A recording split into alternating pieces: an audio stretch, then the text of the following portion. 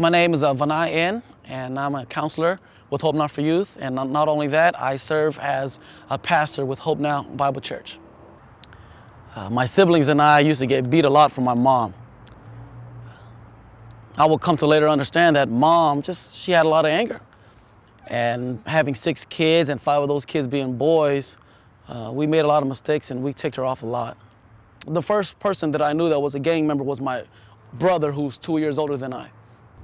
Well, my brother got into trouble, committed some crimes, got locked up, and he ended up going to prison. Now, at first I wasn't too impressed with the gang life, but eventually I got sucked in as well. I mean, I was just causing hell all over Fresno. And well, the reason why is, looking back on it now, I was just an angry guy, and gangs was a perfect outlet. Gangs was my reason to release the venom that I had inside. Well, that would catch up to me as I would go to a party that was really meant for peace. I used that as a stage as to where I could make a name for myself and for my gang. So I went in there and saw the different gang members wearing their different colored clothing, and I started disrespecting them with every, word in the book. And one guy got tired of it, and he punched me real hard to the face.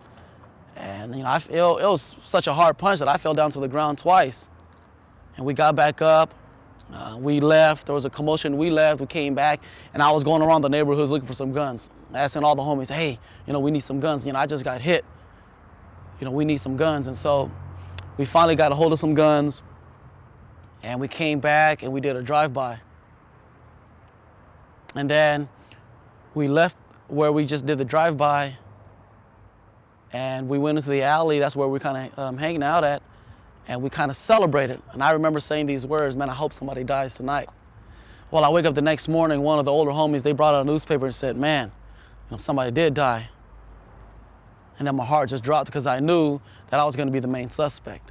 The cops came and got me December 29th, 1993. At the time the crime was committed, I was 17 years of age. But because this was a fatal shooting, this was a murder, they weren't going to try me as a juvenile. They wanted to try me as an adult. I started to get a hold of some books, books about guys and gals that have committed horrendous crimes, but ended up giving their lives to Christ. And I remember that.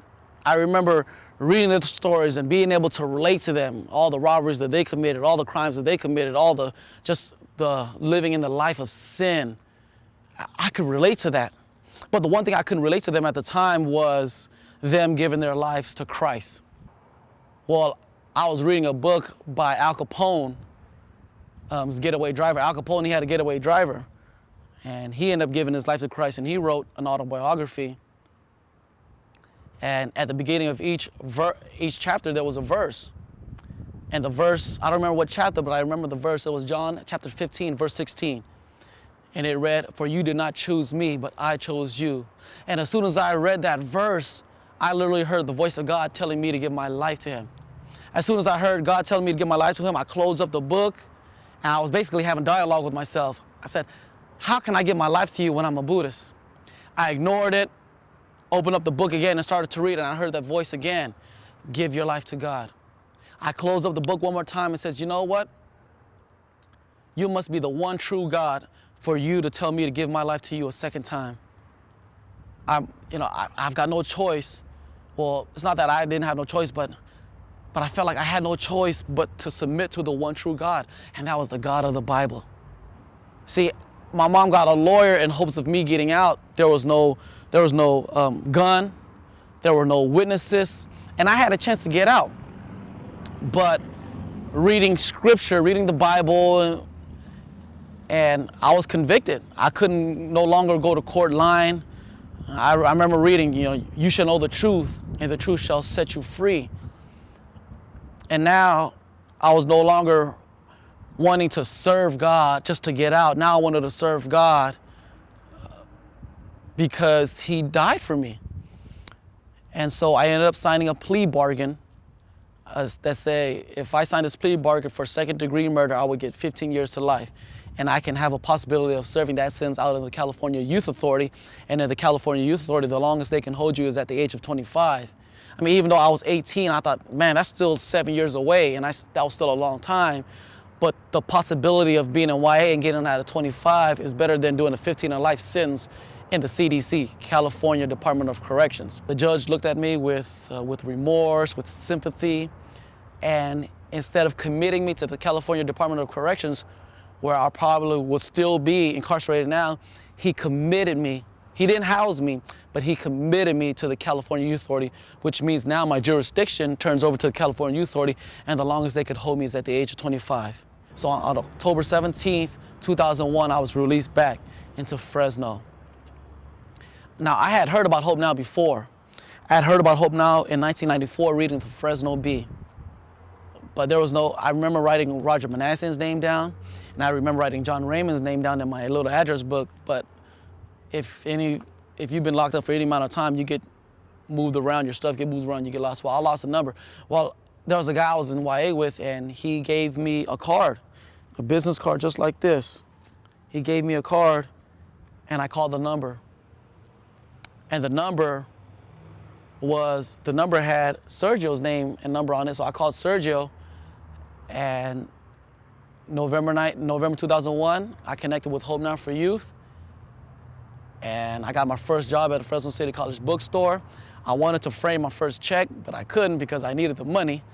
So I worked at Fresno City College, then I worked at a place called Storage Systems, then I worked as a custodian at People's Church, and then I came on board with Hope Now for Youth June 2003.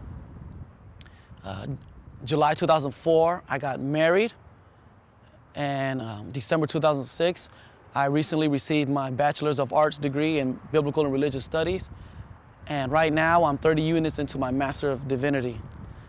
Being here at Hope Now brought out the best in me, and not only did being at Hope Now for Youth bring out the best in me, it's brought out the best in Fresno.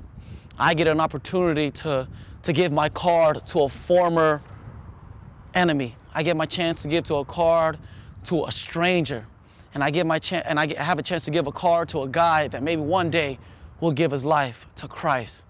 And what better way to change your community than from the inside out? See, I don't knock any of the programs in the California Youth Authority, but what they try to do is they try to change you from the outside in. With Hope Now for Youth, we give the guys an opportunity to change from the inside out, and that is through Christ. And that is where true change happens. I've seen it time and time again.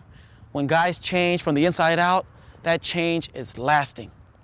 And I'm just one of the many, over 1,500 guys that have been helped through Hope Now for Youth. And when I'm finished with my master's in a few years, who knows? I may want to go get my doctorate. And so I went from an inmate in the county jail in the California Youth Authority to maybe one day being a professor. And that's something only God can do. Hi, I'm Skin Mead, and I drew from these real-life events to create the characters in the screenplay Finding Hope Now. It really is an amazing story. You can become involved in 3 ways. Number 1, pray. Number 2, send this website to all of your friends. And number 3, become a financial partner. Help us make this movie.